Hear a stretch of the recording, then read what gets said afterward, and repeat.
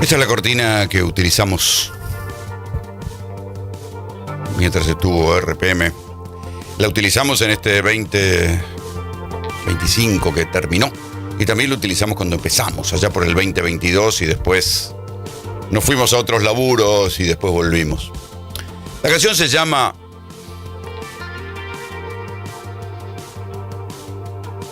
An Ocean Between the Waves, que quiere decir un océano entre las olas. Y es una canción que habla de la gente que está apurada. Por eso yo la puse, ¿no? Digamos, la idea era una canción para la gente que arranca a la mañana apurada. Pero yo les dije que iba a cambiar la cortina. Y que para empezar el 2026 iba a poner otra cortina que habla de la resistencia. ¿Por qué hablar de la resistencia? Si se supone que estamos en un gobierno democrático. Y una cosa es resistir, lo aclaro desde el comienzo, y otra cosa es militar. Resistir es estar en contra de cosas que están pasando y que hemos visto a lo largo de estos 2 años y que, como en otros momentos de la historia reciente en la Argentina, van a configurar, van a pintar de colores diferentes todo lo que venga dentro de unos años. Entonces, la desilusión es que no hay ideas sustitutas, pero yo estoy convencido de que hay que resistir a unas cuantas cosas que nos están queriendo vender. Nos están queriendo vender que las universidades públicas son un nido de zurdos y un lugar donde le alteran la cabeza a la gente en lugar de ser lo que son y lo que fueron históricamente en la Argentina. Un lugar que garantiza el ascenso social, que garantiza, como en mi caso, que yo, que fui el hijo de la mucama, pudiera haber tenido un título universitario. Esas son las universidades públicas en la Argentina y no hay que olvidarse, y eso hay que resistirlo. Y que no nos quieran vender, que no quieren auditarse, que no quieren discutir los planes de estudio, todas esas son zarazas. Las universidades son autónomas, tienen cogobierno, tienen múltiples ideas, tienen múltiples cátedras, incluso hay cátedras que abogan contra la propia universidad pública y nadie les dice nada. Entonces, que no nos quieran vender que las universidades públicas son un lugar donde se le deforma la mente a los jóvenes y esas pelotudeces de estos años. Por eso hay que resistir. Que no nos vengan a vender que el CONICET es un lugar donde hay poco menos que planeros y por eso hay que pagarles una miseria y que hay que desfinanciarlo hasta cero como se está desfinanciando las universidades públicas. A eso hay que resistirlo. Y frente a la penuria de ideas y al oportunismo que hay del otro lado en los dirigentes políticos, de todos los espectros, de ahí viene la desilusión. Lo que tiene que hacer un ciudadano lúcido, me parece, es resistir. Y decir, no, con eso no jodan, con eso no se metan. Hay que defender el CONICET. Hay que defender a los científicos argentinos. Y cuando digo el CONICET también digo el INTA, el INTI, todos los lugares que fueron atacados en sus presupuestos, todos los profesionales que fueron despedidos como si fueran planeros, como si fueran inútiles y fueron formados por el Estado. Estamos viviendo otra vez un curioso momento, tal vez más acelerado y más intenso, en el cual vamos a favorecer la fuga de cerebros. En 1966 en la Argentina hubo una tristemente célebre noche que se llamó Los Bastones Largos, la noche de los Bastones Largos, donde a la salida de la recién inaugurada ciudad universitaria apaleaban a los científicos. Entre los científicos apaleados estaba César Milstein, se fue a Inglaterra, se convirtió en premio Nobel. Qué bien, ¿eh? Qué éxito para la Argentina. Eso se llama política de Estado, apalear a los científicos. Muchos años después, Domingo Cavallo mandó a lavar los platos a los científicos porque no eran productivos. Y los científicos les contestaron con una manifestación con guardapolos puestos y platos colgados. Estamos ante una tercera ola de ataque a la ciencia argentina y estamos regalando a los científicos argentinos que tanto costó formar con plata el dinero público al mundo. Se van a trabajar a otro lado porque acá les pagan ¿cuánto? 1,5 millones de mangos, entonces se van a trabajar por 3, 4, 5 millones de pesos, el equivalente en dólares a Chile, a Uruguay, no se van a grandes lugares. Desde otros lugares los están esperando, lo mismo los ingenieros nucleares. La Argentina fue pionera en energía nuclear, siempre con usos pacíficos. En el mundo esperan a los ingenieros nucleares argentinos con los brazos abiertos. De acá los echamos, porque un día decimos que no vale la pena, otro día que vamos a privatizar, otro día que la energía nuclear es prioritaria. Lo cierto es que los científicos argentinos, los científicos puros, los ingenieros, los que trabajan en el INTA, los agrónomos, si pueden, se van al carajo porque no quieren estar más acá, y eso hay que resistirlo. El problema es que no hay nada que se pueda militar en contra, ninguna idea que se pueda militar para sustituir esto que el propio gobierno llama la batalla cultural. Entonces hay que resistir esta batalla cultural que nos quieren vender, por la cual uno tiene que ser un señor que tiene que creer las verdades mentirosas de Twitter que ellos dicen y que después no suceden. Y que al final del camino, cuando se estalle, uno se despierte de la hipnosis colectiva, va a descubrir que todo esto fue un inmenso sueño, pero el daño va a estar hecho. Hay que resistir a los que maltratan a los artistas populares. Recuerden Milei diciéndole a Lali Espósito, Lali Depósito, porque había cometido el pecado de participar en un festival pagado con dinero de la provincia de Neuquén, y hay que resistir esa idea de que los artistas populares no pueden ir a trabajar a festivales hechos por diferentes estados de la administración pública. ¿Qué es ese disparate? Cuando regresó la democracia, y ahí sí está por qué les molesta, cuando regresó la democracia, lo primero que instaló y supo instalar un señor que se llamaba Pacho O'Donnell en la ciudad de Buenos Aires, el secretario de Cultura, fueron los festivales populares gratuitos, porque era una manera de sacar a la gente a la calle, a festejar, a sentir que no había por qué tener miedo de estar en la calle, cuando se venía de una dictadura que prohibía el derecho de reunión. Entonces los festivales populares, en cualquier nivel, municipal, provincial, nacional, son un derecho adquirido en estos años de democracia para que quien no tiene plata para ir a pagar un espectáculo o no puede hacer las colas virtuales, pueda ir y ver a un artista popular en un espacio gratuito. Hemos cedido a la costumbre de que eso es dinero mal gastado. ¿Quién dijo? ¿Quién dijo que eso es dinero mal gastado? Por eso atacan a los artistas populares. Han maltratado al cine argentino, lo han desfinanciado. El cine argentino sobrevive porque tiene tal calidad que puede sobrevivir en plataformas, pero con mucha menos producción de película. ¿Para qué lo hicieron? ¿Solamente para ahorrar plata? ¿O porque los cineastas han tenido una tradición de resistencia a los avances contra la cultura? ¿O porque el cine también se convierte, y hoy es más barato hacer cine que en otros tiempos, se convierte también en un lugar de crítica, de mostrar cosas que el poder no quiere?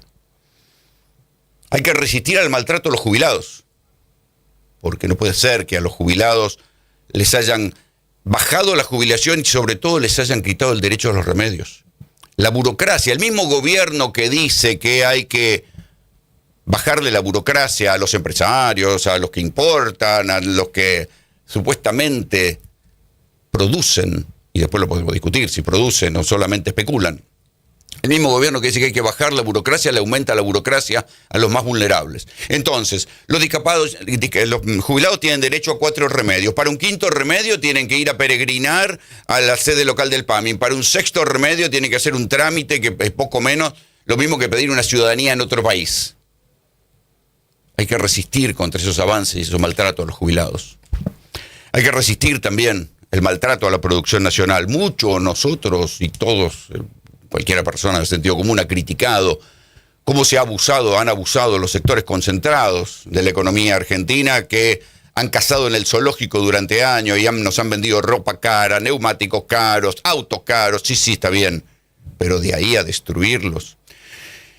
Van a dejar toda una generación de gente que se quede sin laburo en blanco del sector obrero, obreros calificados de alrededor entre 40 y 50 años, que solo les va a quedar esperar la jubilación a los 65, 70 años, si no corren en la edad jubilatoria, y cobrar una PUAM, vale decir una pensión todavía más miserable que la jubilación mínima, porque en un país que se desindustrializa va a ser muy difícil que consigan laburo, que se readapten después de haber laburado 20 años como obreros industriales.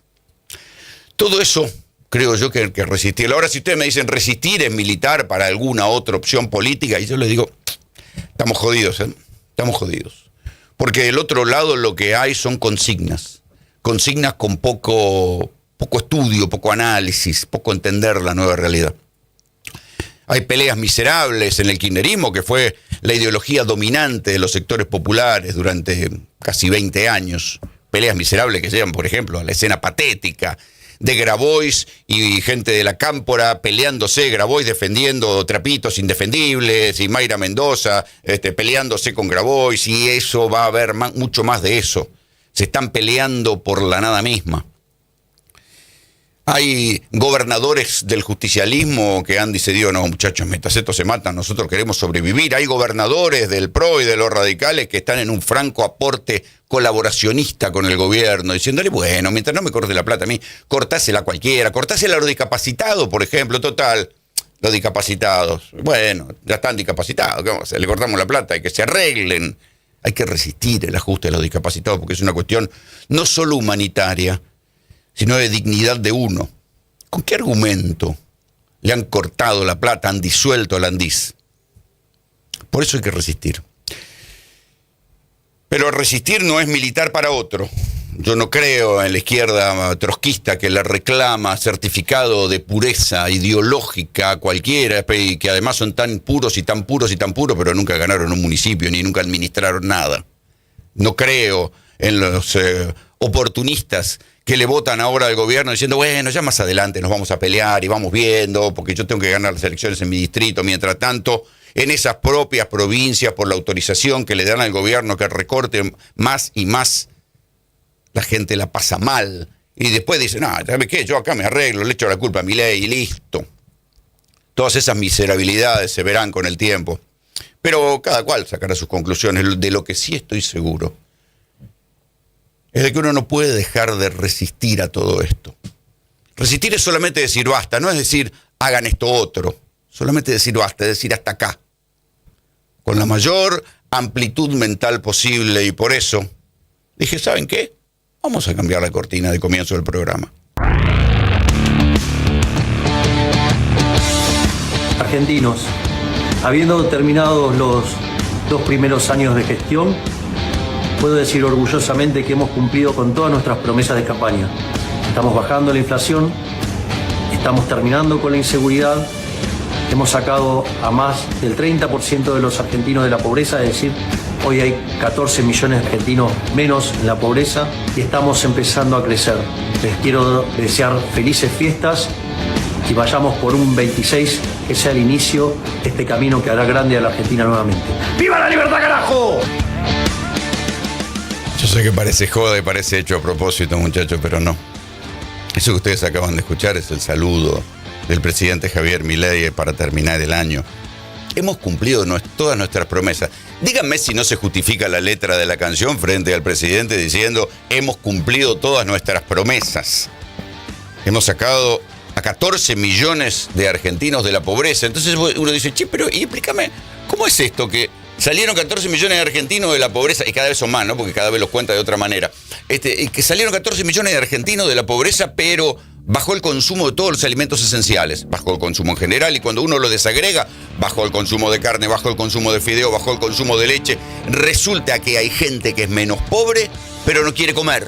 Decidieron cambiar su vida y decidieron dejar de comer fideos, y ahora están a dieta de harinas, porque se han descubierto mayoritariamente celíacos. Uno no entiende estas pelotudeces. Por eso dice, che, ¿qué buzón nos están queriendo vender? Y hay un punto donde cuando uno escucha al presidente dice, ya entiendo quién nos vende buzones. Ya entiendo quién nos vende los buzones. Hemos acabado con la inseguridad. Cuando en verdad la caída de la tasa de delito no es una responsabilidad del gobierno nacional, sino que es un promedio, porque hay que decir que el gobierno utiliza un doble estándar. Cuando le conviene, la inseguridad es un problema de la provincia de Buenos Aires o de las provincias en general. Y esto es verdad. Las policías provinciales, el delito contra terceros se juzga en tribunales provinciales y se detiene, la policía detiene, son las policías provinciales las que tienen la primera intervención contra los delitos entre terceros y los delitos entre conocidos también. Entonces, si baja la tasa de homicidios es porque las policías de cada uno de los lugares, los gobiernos de cada uno de los lugares, los ministerios de seguridad de cada provincia han hecho bien su laburo. Porque en materia de inseguridad nacional es poco lo que hace el gobierno, y sobre todo a la luz de la cantidad de avionetas narco, de el triple crimen que se organizó desde una dependencia de la Policía Federal, donde estaba el jefe de los narcos, mirando el triple crimen, cómo mataban y degollaban y evisceraban a las pobres 3 pibas allá en Florencio Varela. Y ni que hablar de Fred Machado, de la connivencia de varios libertarios con el narcotráfico. Entonces el presidente nos dice que han bajado la inseguridad. Es raro. Lo que sí han hecho, y esto hay que admitirlo, han terminado con los piquetes extorsivos que cortaban la 9 de julio. Eso lo han hecho.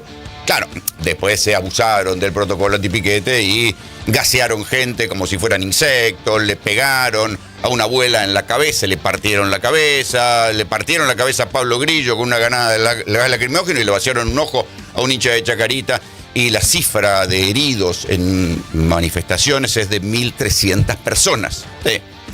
Detalles, logros de este gobierno. Por eso le digo, a la luz del saludo de fin de año plagado de mentiras y verdades a media del presidente Javier Milei, uno tiene que reivindicar, entender que si no quiere que lo pasen por encima, que si no quiere dentro de 2, 3, 8 años darse cuenta de que les habían puesto una zanahoria adelante para irlo llevando a un lugar peor, recién cuando despiertan entonces de la hipnosis colectiva se van a dar cuenta y decir, che, pero este nos prometió todo esto y al final nos terminaron cagando.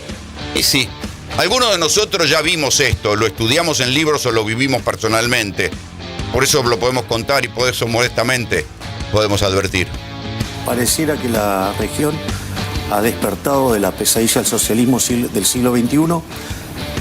La gente está descubriendo que efectivamente es una farsa, que toda la pátina buenista no es ni más ni menos que un relato sensiblero, mentiroso, engañoso, para, digamos, que un conjunto de forajidos tomen el poder y empobrezcan a la población. Ya hay un grupo de 10 países que estamos trabajando y que vamos a seguir avanzando. Estamos intentando hacer un bloque donde nuestra propuesta sea, digamos, abrazar a la ciudad de la libertad y plantarnos frente al cáncer del socialismo en sus distintas versiones. El socialismo del siglo XXI solo existió en su versión terriblemente fallida en Venezuela. Uno no puede decir que Lula sea un gobernante socialista, al contrario, es un gobierno tan capitalista que Mercado Libre invierte más plata en Brasil que en Argentina. México es otro de los países supuestamente del socialismo del siglo XXI y ahí también Mercado Libre, la empresa del amiguito de Milei, ha comprado un banco porque invierte más en México que en la Argentina. Entonces, ahí están las farsas. Claro, las pueden sostener en un tuit, las pueden sostener en una consigna, las pueden sostener como barrabravas virtuales que son los tipos que salen por las redes sociales a decir toda esta sarta de pelotudeces, pero para los que todavía conservamos algún grado de cultura, de lectura y de escasez de ignorancia, podemos decir que todas estas son verdades a medias o francas mentiras. Los momentos redistributivos, los 20 años en que hubo gobiernos redistributivos en América Latina, que la derecha llama populistas, por supuesto tuvieron sus errores y terminaron muchas veces en disparates. ¿Sí? Hemos visto en la Argentina disparates como el garantismo delirante, que terminó dándole más bola a los delincuentes que a las víctimas, y en eso la derecha tiene razón. Hemos visto un exceso de planes y falta de coraje político para cortar aparatos extorsivos que se iban y extorsionaban al Estado para el que les dieran más planes, mientras la gente veía con odio cómo había gente que no laburaba y le resultaba más barato quedarse en la casa que salir a vender su fuerza de trabajo. Sí, lo hemos visto. Pero hay una vieja comparación que dice que si uno baña al bebé, después tiene que tirar el agua sucia, no tiene que tirar el bebé también. Y eso es lo que está haciendo el gobierno. En nombre de purificar los errores de los sistemas redistributivos, está minando las bases de lo que alguna vez fue un mínimo estado de bienestar en América Latina. Eso, creo yo, es lo que hay que resistir. Sin decir, el que tiene razón es el que tiene razón es otro, hay que apoyar a hay que apoyar a otro, no cuenten conmigo para apoyar a nadie. Pero sí hay que entender, hay que tener lucidez y no resumir las cosas a bandos y a partidos de fútbol, porque cuando el péndulo va de un lado al otro, en el medio la que padece es la gente. Si en este país todos se van a convertir en repartidores y en transportadores de personas, decime a quién le van a llevar los productos, quiénes van a ser los consumidores y quiénes van a ser los que se van a subir a los autos. Los consumidores, para ser consumidores, tienen que tener ingresos. Si la gente se queda sin laburo y todos se van convirtiendo en prestadores de servicios para consumidores que cada vez son menos, no cierra la ecuación. Solo se arregla con una radicalización del empobrecimiento de los sectores medios, que son todavía la tajada que queda por la que vienen y los que van a sufrir las consecuencias de este ajuste, para llevarnos a esa peruanización que ellos han exhibido como modelo a imitar. Ese es Carlos Heller, fue diputado cercano al kirchnerismo, nunca fue del Partido Justicialista, fue presidente del Banco Credicop, ahora ya no es más diputado, y el análisis que hace es el análisis en el que coinciden muchos. Dice, ojo, nos están llevando un esquema económico como el de Perú, que tiene las leyes laborales más flexibles de América Latina, sin embargo, tiene la tasa de empleo en blanco, una de las tasas más bajas de América Latina, creo que solo la supera Paraguay, estoy citando de memoria, puede que me equivoque, lo admito, pero en cualquier caso, el esquema peruano, donde efectivamente hay estabilidad monetaria, hace años que no hay inflación, hay el presidente del Banco Central, imagínense, el presidente del Banco Central perdura, pero los presidentes los van echando, a los presidentes elegidos por el pueblo los van echando, uno terminó suicidado, no hay presidente, creo que se pasaron 8 presidentes y ninguno terminó su mandato. Bien. Pero en cualquier caso, eso se llaman crisis políticas. Hay estabilidad macroeconómica y Perú vive de algunas pocas cosas que les garantizan ingresos. Sí, vive del famoso algodón pima, vive de la pesca, vive de la cordillera de los Andes y las exportaciones sobre todo de cobre. Vive de las exportaciones de cocaína que le garantizan un flujo de guita negra que después se mueve a través de los bancos y todo el mundo mira para otro lado y poco más. Y la población vive en una situación de degradación que ni siquiera le da para rebelarse, ni sindicalmente, ni de ninguna manera. Porque cuando se intentan rebelar, como pasó cuando asumió la anteúltima presidenta, no lo que está en ejercicio, la presidenta a la que también, Dina Boluarte, a la que derrocaron con un golpe palaciego, con 2 cachetazos, la mandaron para su casa, ella mató 60 personas cuando asumió, para disciplinar a la gente y que entiendan que la cosa iba en serio. Si rompían mucho los huevos, los mataban. Mataron 60 personas en manifestaciones en cuestión de 2 semanas y a otra cosa la gente se dejó de joder y se dejó de reclamar. Ese es el modelo peruano. Ese es el modelo que quiere la Argentina, un modelo que viva de petróleo, de gas, de litio, de cobre, del campo. Ya no del turismo, porque el turismo con la plata dulce, nadie va a venir a la Argentina o cada vez va a venir menos gente, solo vendrán los ultra ricos a pescar truchas con mosca allá por la Patagonia. Ese es el modelo que se quiere de la Argentina. Y entonces, claro, puede que con este modelo ya no vengan inmigrantes de otros países, se van a quitar la tarea de rechazar y decir, no, los paraguayos, los peruanos, los bolivianos, los chilenos, los uruguayos que vienen a la Argentina vienen a succionar nuestros recursos, no van a querer venir a la Argentina, pero tampoco va a haber trabajo para los locales. Hay una diferencia entre hacer que las cuentas cierren y desarrollar un país. Yo sigo creyendo que lo que hay que hacer es desarrollar un país, no solamente lograr que las cuentas cierren y la gente se joda, sobre todo si ese hacer que las cuentas cierren, y suponiendo que tengan buenas intenciones, suponiendo que no es que tengan una especial obsesión por maltratar a los discapacitados, digamos que no. Suponiendo que lo que quieren es que las cuentas cierren, no puede ser que sea el costo de maltratar a los más vulnerables, a los jubilados, a los chicos, a los discapacitados, a los universitarios que son en definitiva los que quieren salir estudiando adelante. No puede ser que busquen que las cuentas cierren a cuesta de todos estos vulnerables y en cambio todas las exenciones impositivas, vale decir, todos los impuestos que le perdonan a los amiguitos, ahí siguen vigentes, con la excusa de que si les perdonan impuestos, entonces van a invertir más. Mercado Libre vale más que YPF. Y sin embargo, ¿saben qué? Tiene exenciones impositivas. Porque alguna vez, en los tiempos del kirchnerismo, se sancionó una ley de software que alentaba a que las empresas invirtieran en software. Todas las empresas que se convirtieron, como se llama, en unicornios, se aprovecharon de esa ley que les bajaba los impuestos. Y después dijeron, pusieron cara de oler mierda, dijeron, no, hay que sacar al populismo, hay que votar a Milei. Y Milei, claro, les mantuvo los privilegios. El mismo que le corta los privilegios El mismo que le corta la plata a los discapacitados, le mantiene la plata y las exenciones impositivas al Mercado Libre. Entonces, ahí es donde uno dice, che, hay que resistir estos disparates. Durante los 4 gobiernos kirchneristas, por una cuestión de populismo, de demagogia, se le metió en la cabeza a la gente que la energía que tenían que pagar era, qué sé yo, 10 o 20% lo que costaba y que el resto se encargaba Papá Estado, ¿no? En el sector eléctrico, si nosotros quisiéramos tener la misma calidad de servicio que en el año 2002, por ejemplo, que todavía teníamos un servicio muy bueno después de las reformas que se habían hecho en los 90, bueno, necesitaríamos del orden de los 25.000 millones de dólares. Para tener la calidad de servicio de ese momento, que los memoriosos tendrán presente que no había cortes y se pagaba la tarifa plena. Menos mal que Emilio Apud fue secretario de Energía. Los memoriosos tendrán en cuenta que se pagaba la tarifa plena y no había corte. ¡Mentira, viejo! Acuérdense cuando De la Rúa, no estamos hablando de precisamente un marxista, cuando De la Rúa era jefe de gobierno, hubo un masivo corte de luz de Edesur que llevó a que De la Rúa pensara en pedirle el final de la concesión a Edesur, porque hubo varios días de gente cortando las avenidas porque había corte de luz. La misma Edesur que existe ahora, había cambiado, eran otros dueños, ya ni me acuerdo quiénes eran los dueños de Edesur. Ahora los dueños de Edesur son de la empresa italiana Enel. Ojo, que Enel se quiere presentar a la privatización de AISA.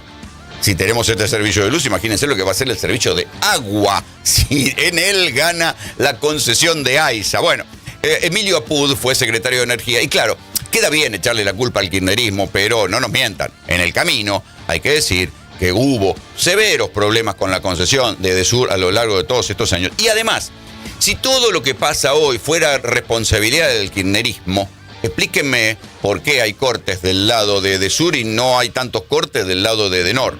Lo que dicen los especialistas más serios, que no es precisamente el caso de Emilio Apud, que ha demostrado que está mintiendo, por lo menos en esta cita, o tiene un problema de memoria, lo que dicen los especialistas más serios es que en el caso de Enel es un problema, la diferencia entre Edesur y Edenor es un problema de management.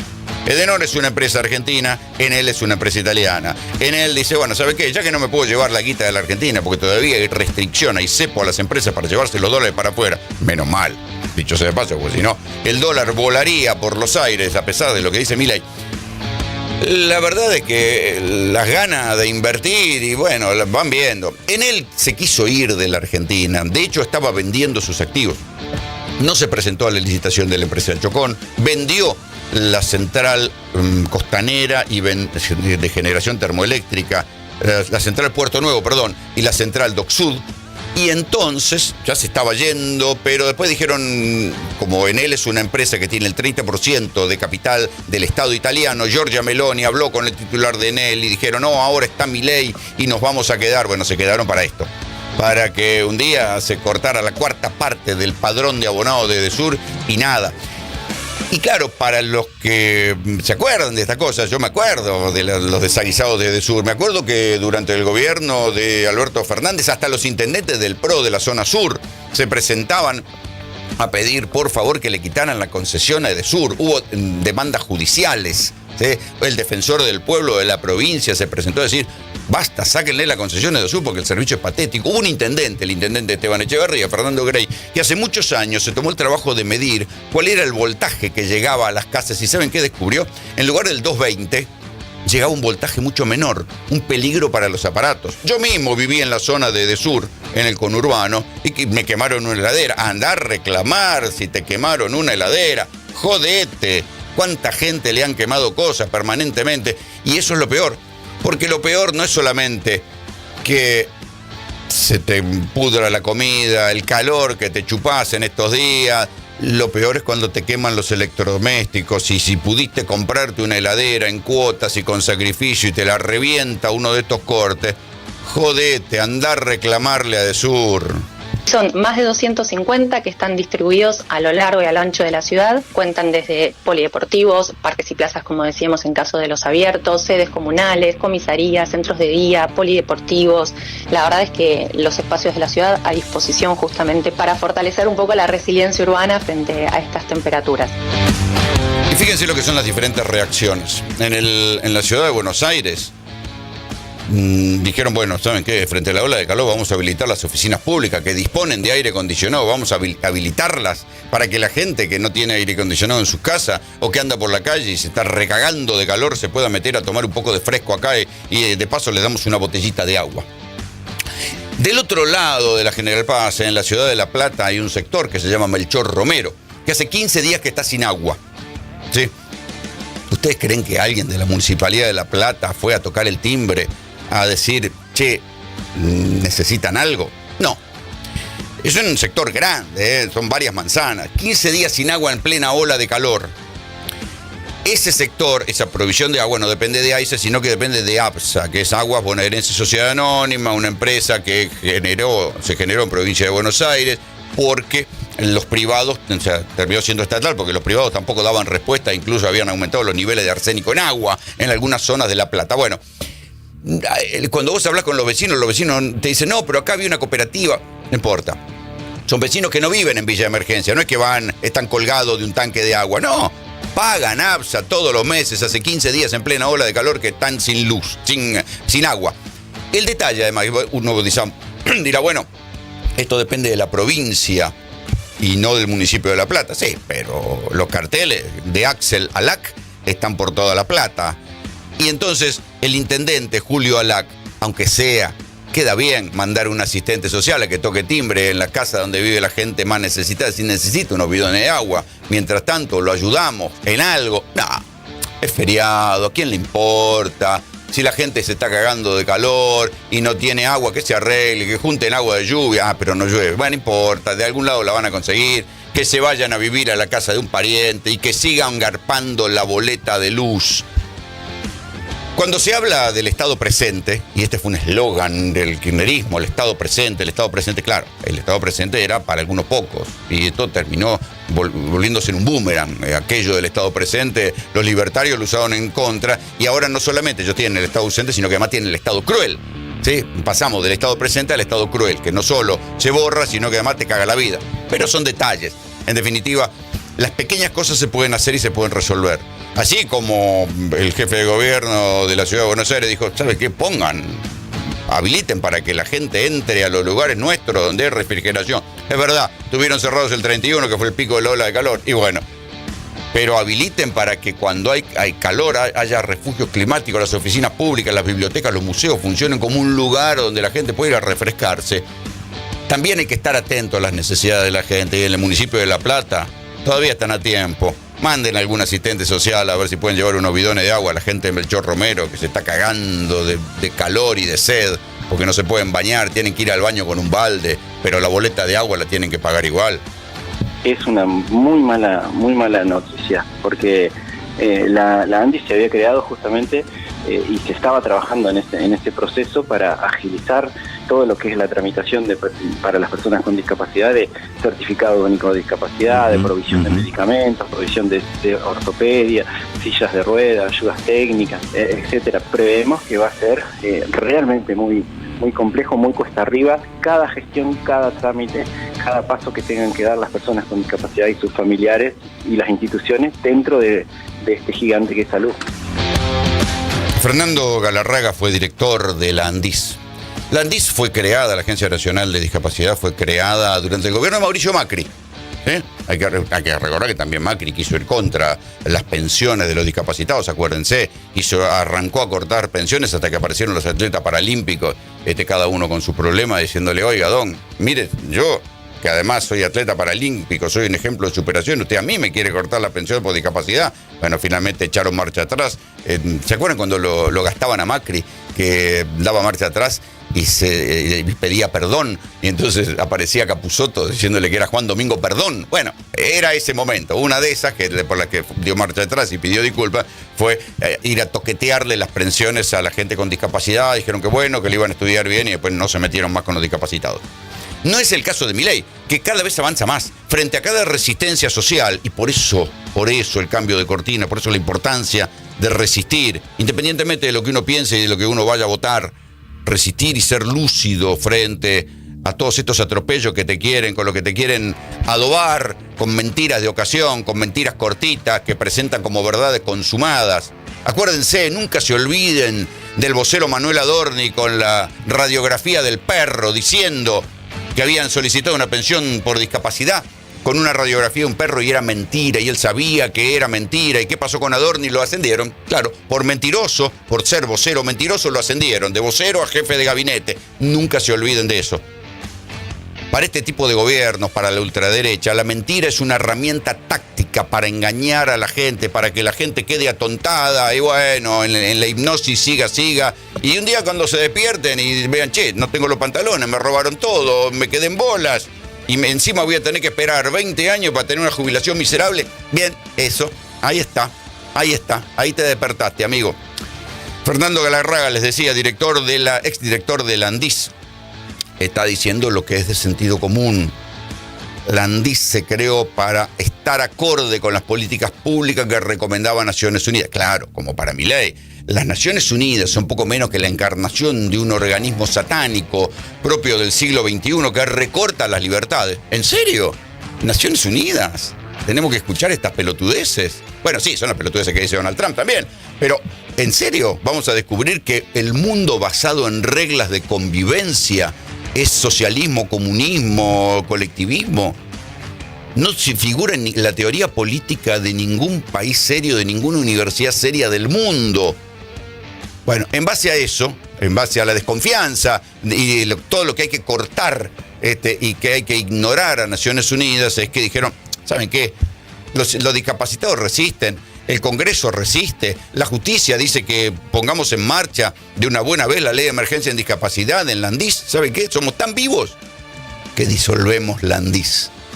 Esas son las cosas que hay que resistir.